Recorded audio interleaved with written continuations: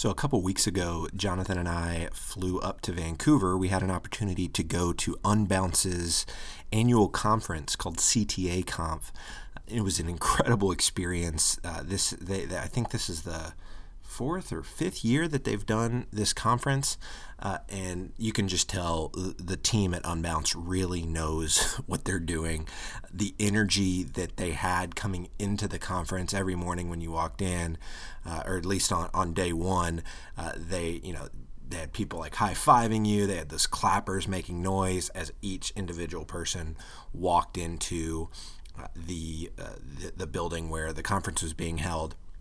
They had food trucks lined up outside, so you had multiple food options. It was all covered with the cost of your ticket, so you didn't have to worry about paying for lunch. There was a lot of benches and just lots of opportunities to meet tons of marketers that were at this event. And so, incredible experience.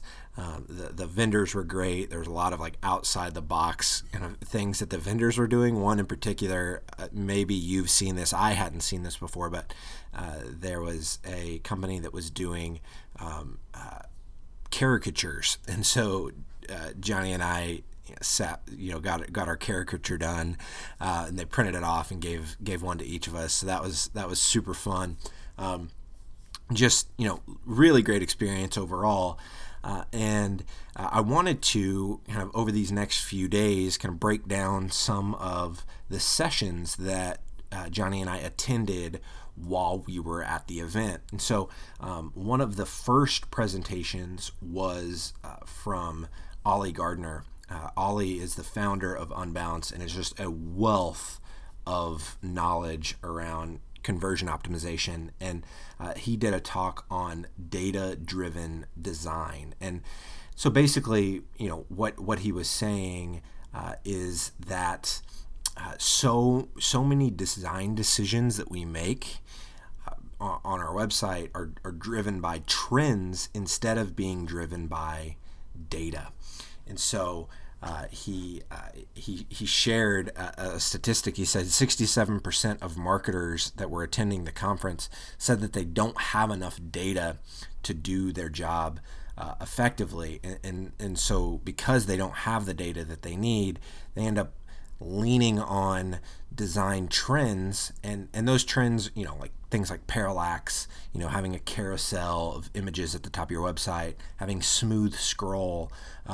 It's easy to get sucked into those design trends, but it's much better if your design decisions are informed by data. So he spent a lot of his talk talking about how do you collect data and then use that data to actually inform your design trends. He shared a few different resources that I thought were really helpful. He said one thing that really helps to see where your users are getting stuck is just to do kind of random testing. He calls it a 5-second test. And so he shared examples of kind of going around I think it was his office, or maybe it was a co-working space that he was visiting, and he would pull up the homepage, and in 5 seconds he would have someone say, what does this company do, or what is this website about?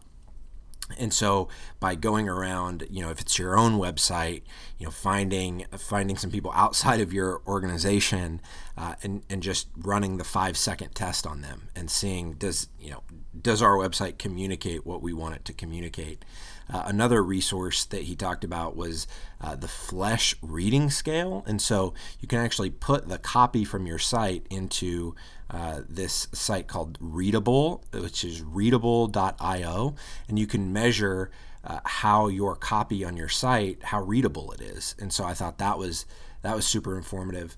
He talked about doing QA on mobile, making sure that the site appears on mobile the way that you want it to. I think a lot of people are not necessarily measuring that. And then he also had an interesting point from his talk about we think that everybody consumes our websites from mobile now because mobile is so big, but that's actually not the case. There's still, depending on your audience, there could be a large percentage of people still consuming your site on the web. And so talked about in a desktop format. And so he said a lot of people, optimize the site so that it's great on mobile, but then they completely ignore the desktop version.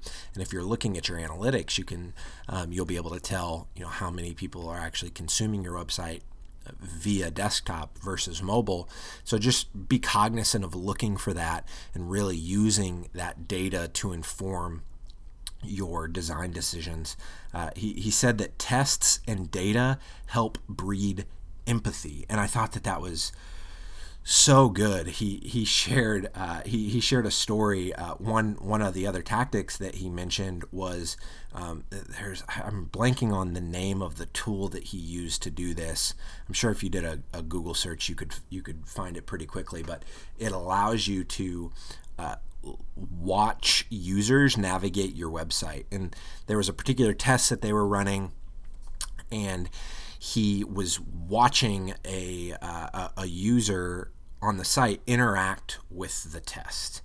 And he just saw first, he saw them clicking and trying to click where they thought they were supposed to be clicking, and the desired action, wasn't happening because they weren't actually clicking in the right spot. And so it just looked like a miserable experience for the user just by watching his behavior on the site.